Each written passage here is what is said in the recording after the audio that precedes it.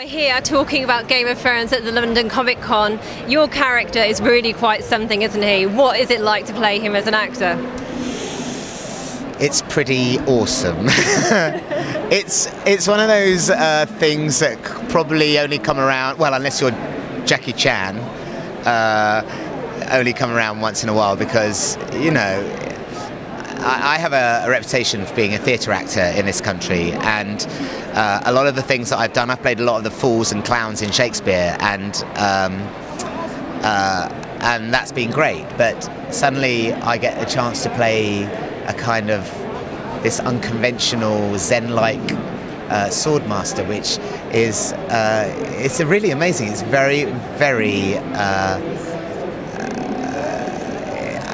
I can't really describe it in any other way except it's so thrilling because, of course, you get to play a character that is cooler than yourself, which is amazing in itself. So, and because of his, you know, his importance to Arya's storyline, which I think is an amazing storyline and will continue to kind of grow and become more and more exciting and thrilling and surprising, it feels like a real honour. It feels like a real honour, and the most exciting thing, of course, is working and learning those sword fights.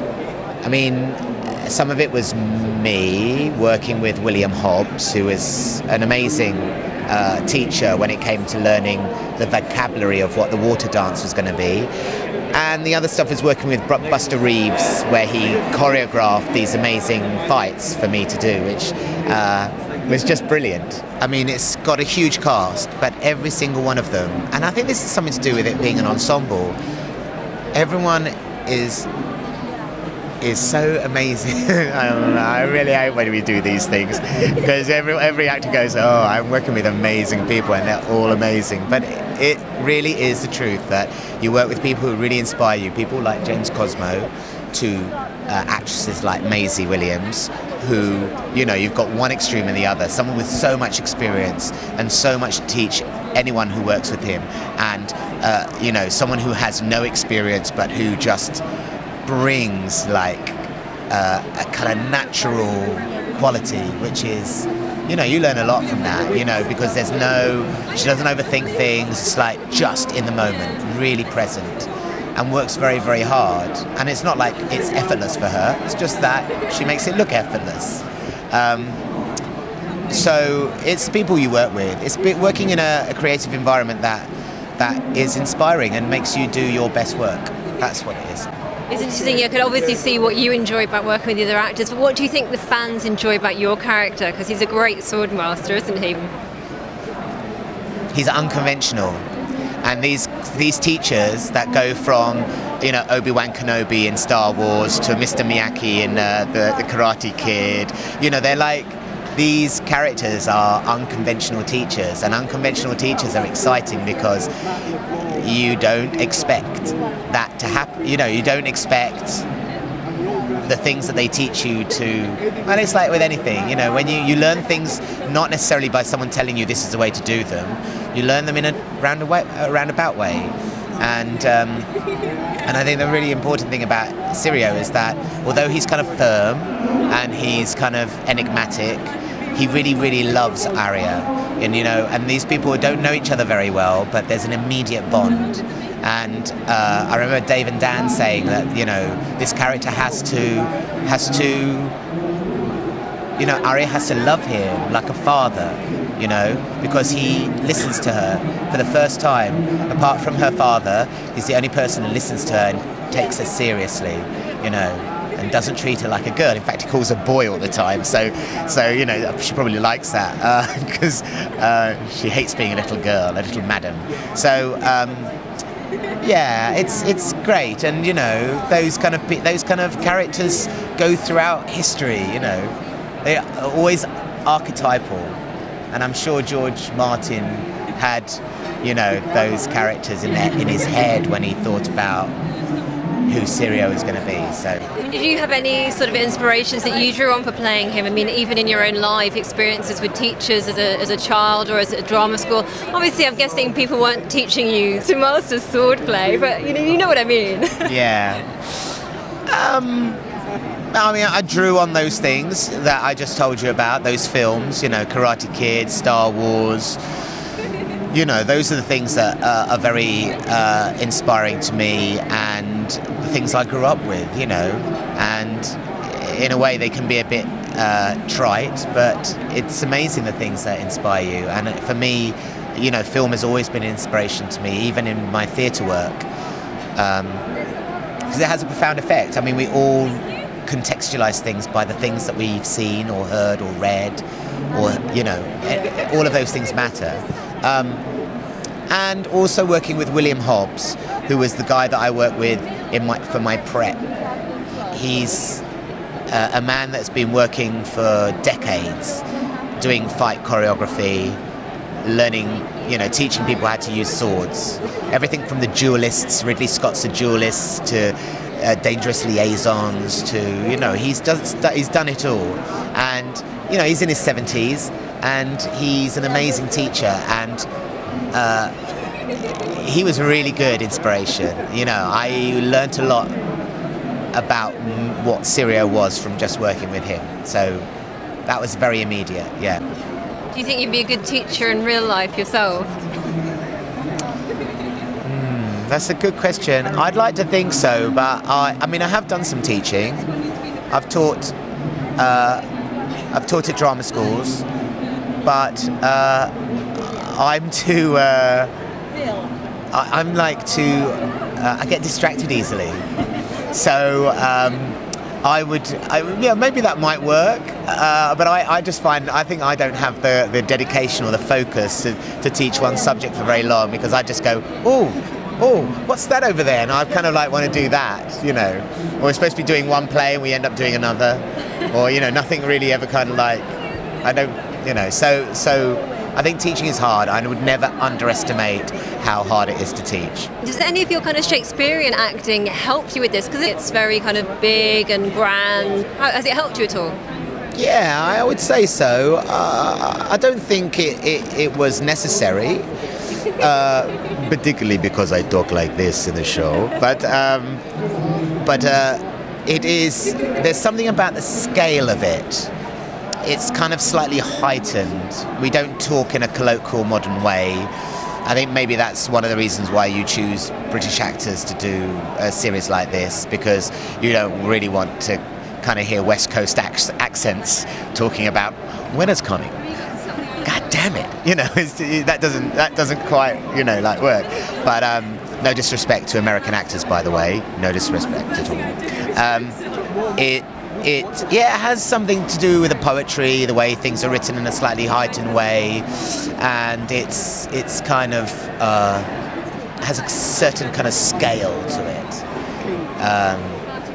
Yeah, which kind of, I think, suits being able to talk in that way, really. It's not that there is a way, it's just, I think maybe British actors are better at it, oh my God, I'm going to be shot down in flames for saying this, than anyone else. But there you go, it's out there.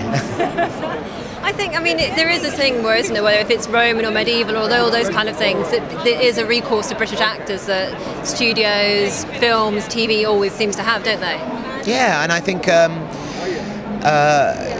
it's great for us, and I think it's great for American actors, because I feel like there's been a big crossover between us. You know, even going back 10 years ago, you know, we kept in our own, but it's, you know, there's been a real crossover, mainly because of things like The Wire and True Blood, and, you know, even going back to like Deadwood, you know, those series where you had a real mixture of American and British actors. And I'm really glad about it, because it helps all of us to do more interesting work, you know. There's no other way, you can't describe it in any other way. In America, they make a lot of TV, and TV seems to be the future. People have almost, it's become the medium that everyone wants to tell stories in, because you have more time, and it's great when it comes to adapting books. And even like 2 hours, even like pushing, you know, movies are now pushing 3 hours, sometimes over 3 hours. People are realizing that film is a very limited medium, and because of HBO and its success, and the fact that it does things so well, because it does things for the right reason, and it gets the right creative people to create these shows, people suddenly go, yeah, this is the future. If you want to tell a story, we do it in a TV series. And you kind of have the time, and you have a little bit more space to breathe, and you have all the production values, the design, the costumes, the locations. I mean, how does that feed into how you play the part as an actor? There's no acting required. It's true though. I think I was talking to Finn Jones about this, and we were doing a Q&A in New Zealand, and I think that kind of question came up, and it really. You walk into this place. I've run out of photographs. I've sold them all. You walk into this studio. It's rainy. It's cold. It's Belfast. You walk into this studio, the Paint Hall, and they've recreated a castle room in King's Landing, and there's a balcony, and the sun is streaming in through the balcony, and they've done something to the sound so that when you walk on the stone, which isn't necessarily stone, it has this kind of like resonant, kind of sound. It sounds like you're in a large room, and you look out over King's Landing, and it's just a painted backdrop, but it's painted so amazingly well that you would not believe that it isn't painted. All of those things mean that when you turn up and you're in your costume and you kind of got all that detail, you just kind of breathe it. I mean, it sounds so pretentious to say it, but it really is. You breathe it in, and it's like just open your mouth and you just say your lines. Slightly different for me because I had to know how to use a sword, and that took a lot of work. But it really is. It's kind of amazing to work on that scale and on that. Where if we don't finish a scene, we don't rush to finish it.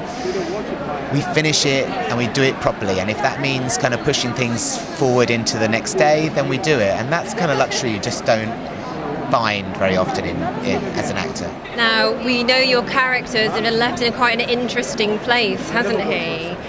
So what do you think fans of the show can look forward to coming up? I know what I'm looking forward to in season 3, but I feel like if I say what I'm looking forward to, it's almost like a spoiler in itself. But it's going to be bigger. It's going to be just when you thought that you couldn't be surprised or shocked by the series, it will shock you and surprise you even further than you could possibly imagine. And the development of the characters goes in a place where this is what's so brilliant about the series, is that you just don't know what's going to happen. And George R.R. Martin is ruthless. And when you have a story where no one is safe, it means that anything can happen. And I think that is what makes it such a compelling series, because even the people who know the books will be surprised. Have you managed to work your way through all the books that are there so far? I'm on book 3, part 1, and I took it away with me when we went travelling around the world just recently, and of course I didn't open it once. There was just too many parties to go to. So it was like, so I'm going to get back into it because it's great and I've been enjoying it, but I put it down, and then I just get distracted. I get distracted by the books, that's the other thing. And there's always someone kind of giving me a book, or there's a book that I have to read which is work related, and I'm like, I've got to read this book. And so I've always got about 5 books on the go at any one time. One of the biggest questions I ever get asked is, did he die? What happened to Syria Farrell? And I don't know. Anything could happen. It's fantasy. It's like, maybe George changes his mind and thinks, no, he's going to come back, or, which I'm always hoping for. There was this kind of theory that Jaqen H'ghar is also Syrio, but that wouldn't make any difference to me because they'll just get a different actor to play him, because it'll be a different face, wouldn't it? So that isn't going to work. In your wildest fantasies, talking about fantasies, what would you like to see happen with Syrio in Game of Thrones? Talking anything could happen, what would you like to see happen? Well, like anything as in that isn't necessarily in the books, is that when she goes to Braavos, she reunites with him. That would be great. Like completely unexpectedly, like one series after another season goes by, people completely forgotten about him, and then like in season 7, you know, she walks into a room and he's sitting in a chair. Hey! That would be brilliant. I hope you're going to email George straight after this and suggest it. I'm going to speak to him. I will be speaking to him. Fantastic. Well, it's been absolutely lovely to speak to you, and I hope we see you turning around in a chair in season 7. Ah, Mr. Bond, I've been expecting you.